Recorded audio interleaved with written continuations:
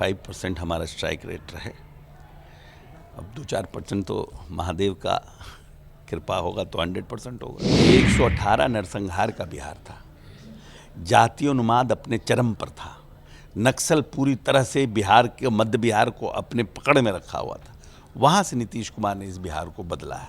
पूरे हिंदुस्तान में 10 रुपया में इंजीनियरिंग की पढ़ाई सिर्फ बिहार में होती है और रिजर्वेशन लागू है, आरक्षण की नीति लागू है। हम एनडीए हैं, नेशनल डेमोक्रेटिक अलायंस चुनाव लड़ेगी, उसका चेहरा नीतीश कुमार होंगे और नीतीश कुमार जी के नेतृत्व में ही चुनाव होगा और नीतीश कुमार ही मुख्यमंत्री बनेंगे। राशि के लिए आपने मापदंड बना दिया, मैट्रिक होना चाहिए, +2 होना चाहिए, और देश के नेता जो कानून बनाने का काम करेंगे, भविष्य के लिए बजट बनाने का काम करेंगे, अमेंडमेंट लाएंगे संविधान में, अमेंडमेंट करेंगे राज्य के पॉलिसीज़ में, उनके लिए आपने क्वालिफिकेशन रखा तो यही सब भाषा का प्रयोग होगा। नमस्कार, आप न्यूज़ फाउंडेशन देख रहे हैं, मैं हूं आपके साथ वंदना।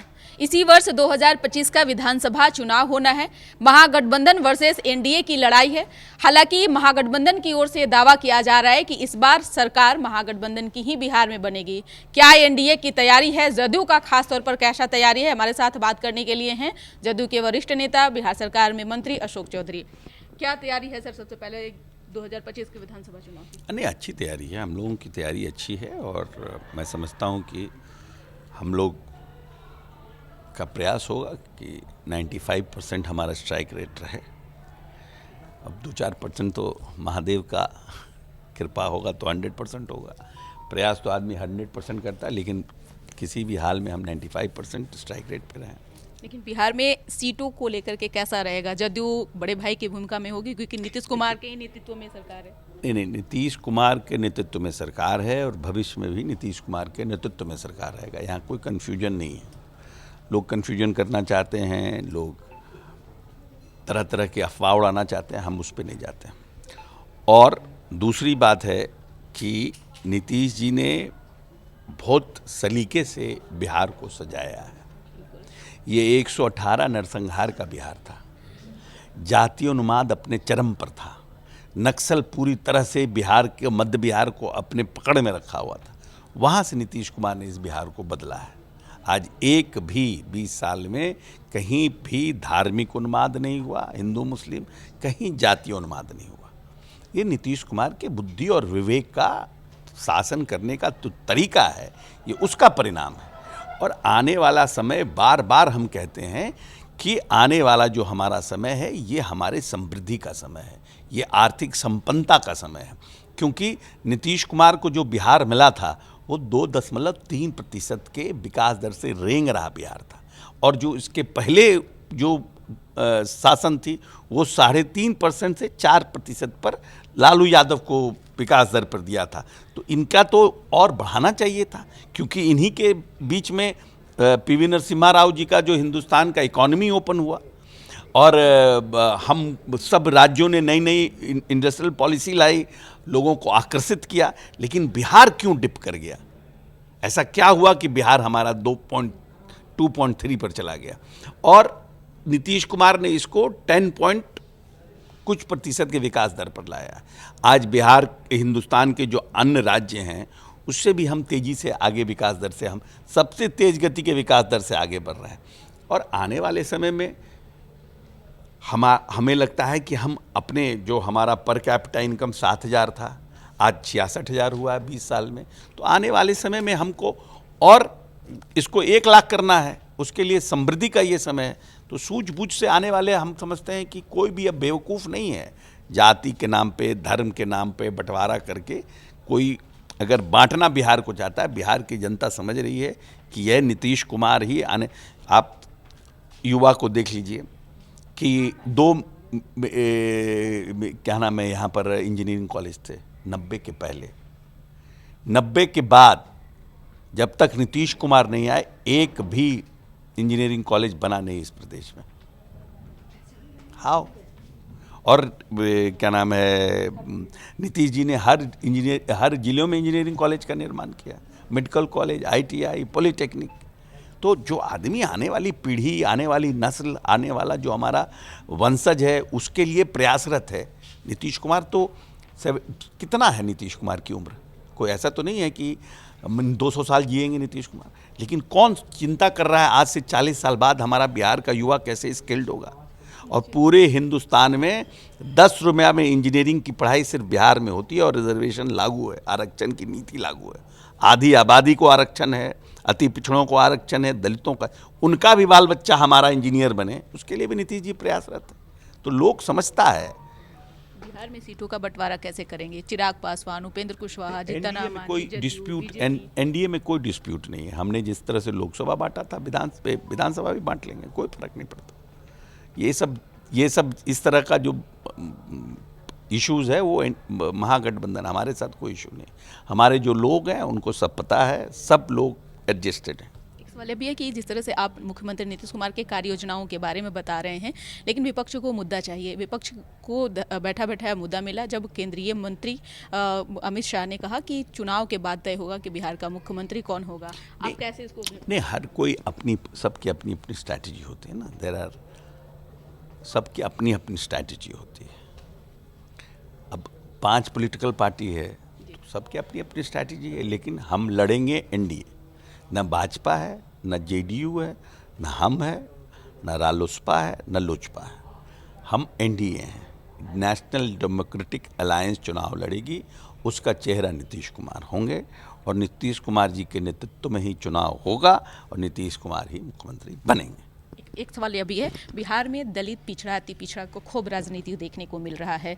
चिराग पासवान आपके सहयोगी दल हैं। चिराग पासवान फिर एक बार उनका बागी तेवर जो है कभी कभी सामने आ जा रहा है कई मुद्दों को लेकर के। कैसे देख रहे हैं इसको? ये बागी नहीं, देखिए वो भी अपने जो कैडर है उसको एड्रेस कर रहे हैं, अपने कैडर को एड्रेस करने का प्रयास करें, क्योंकि हर कोई को चाहता है ना कि जितना नेता के साथ वर्कर लगा रहता है वो चाहता है ज़्यादा से ज़्यादा सीट मिले, क्योंकि हम भी तो कांग्रेस के प्रेसिडेंट हैं कि ज़्यादा से ज़्यादा सीट मिले और हम लोग ज़्यादा से ज़्यादा लड़ें। तो हर कोई प्रयास करता है। तो कैडर को तब तक चुनाव है शांत करने के लिए बोलते हैं लोग, नेता बोलते हैं। कुमार हमेशा सुलझे हुए नेता के तौर पर जाने जाते हैं। जिस तरह से तेजस्वी यादव उनके लिए जो भाषा का प्रयोग कर रहे हैं, प्रधानमंत्री के लिए भाषा का प्रयोग कर रहे हैं, क्या राजनीति तो हम कह रहे हैं कि पढ़े लिखे लोगों को राजनीति में आना चाहिए। चपरासी के लिए आपने मापदंड बना दिया, मैट्रिक होना चाहिए, +2 होना चाहिए। और देश के नेता जो कानून बनाने का काम करेंगे, भविष्य के लिए बजट बनाने का काम करेंगे, अमेंडमेंट लाएंगे संविधान में, अमेंडमेंट करेंगे राज्य के पॉलिसीज़ में, उनके लिए आपने क्वालिफिकेशन रखा तो यही सब भाषा का प्रयोग होगा। अशोक चौधरी को क्यों टारगेट विपक्ष के नेता कर रहे हैं? क्योंकि आपके कई ऐसे बयान का जो है विपक्ष ने काट किया। आपने दमाद आयोग पर जिस तरह से विपक्ष ने प्रहार किया, आपने उसका भी काट किया। क्या लग रहा है जिस तरह से शायद कुणाल को भी लेकर के ये लोग राजनीति में उनको घसीट के लेकर के आए? देखिए ऐसा है कि किशोर कुणाल के रहते तो इन लोगों का बस चला नहीं। इसमें तो कहीं दो मत नहीं है कि लालू प्रसाद यादव महावीर मंदिर को तोड़ने गए थे, किशोर कुणाल वहाँ पर खड़े हुए थे, ये तो हिस्ट्री है ना। उसके बाद किशोर कुणाल लालू यादव के मुख्यमंत्री रहते हुए न सिर्फ महावीर मंदिर को बचाया, उन्होंने इस्तीफा दिया, महावीर मंदिर को उन्होंने उससे 9 अस्पताल का गठन किया। तो किशोर कुणाल साहब के जीते जीते लोग कुछ बिगाड़ नहीं पाए। अब उनके बेटे पर अटैक कर रहे हैं अशोक चौधरी के थ्रू। अभी अशोक चौधरी का दामाद तो 2 साल हुआ ना भाई, उसकी उम्र 27 साल है। 25 साल कहाँ था?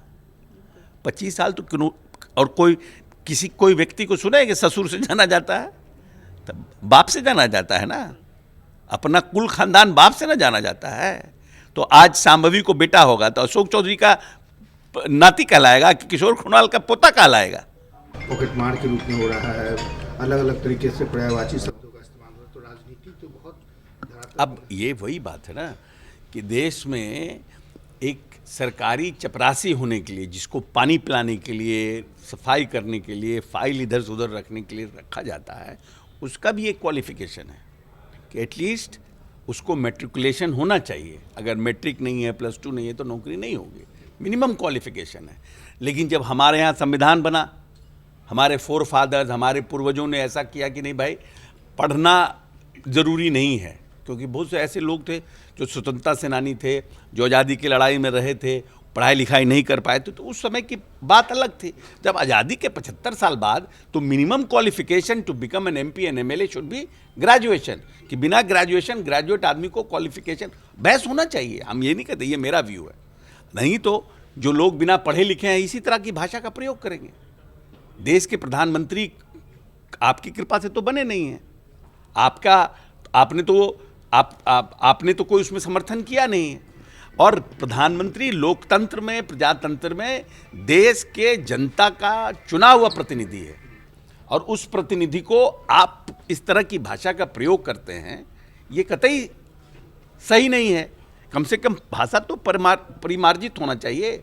आप विरोध करिए, विरोध करने में कोई विरोध नहीं है, लेकिन भाषा, हिंदी के शब्दकोश में इतने शब्द हैं कि आप अपने विरोधी को उस शब्द से तीखे प्रहार कर सकते हैं। आप उसका प्रयोग करिए ना। जो आप रोड पर चलने वाला लोग, जो जाहिल गंवार देहाती जो लोग हैं, भुच्चड़ लोग हैं, जिस भाषा का प्रयोग करते हैं उस भाषा का प्रयोग आप प्रधानमंत्री के लिए कर रहे हैं। क्या कहेगा प्रदेश की जनता और नौजवान पीढ़ी जो आपको नेता के रूप में एक देख रहा है? इस तरह का भाषा, ये तो वही हुआ। आपके बारे में तो लोग कहता था कि भाई आप तेजस्वी जी क्रिकेट खेले हैं, देश दुनिया देखे हैं, लालू जी तो गोपालगंज से आए थे, आपको तो लालू जी दिल्ली भेजे, बम्बई भेजे, आपको क्रिकेट एकेडमी भेजे, फेल कर गए आप उसमें भी, तो कोई दूसरी बात है, लेकिन आप दुनिया देखे हैं ना। तो आपसे तो लोग उम्मीद करता था कि आप लालू जी की तरह मुख्यमंत्री आवास में 4 बजे भोर तक लौंडा नाच नहीं कराइएगा, यही एक्सपेक्ट करता था ना। आप अपराधियों को संरक्षण नहीं दीजिएगा, लेकिन भाषा कैसी है आपकी? क्या कुछ कहना था बिहार सरकार में मंत्री अशोक चौधरी का। इसकर बस इतना ही। सहयोगी आकाश के साथ न्यूज़ फॉर नेशन, पटना।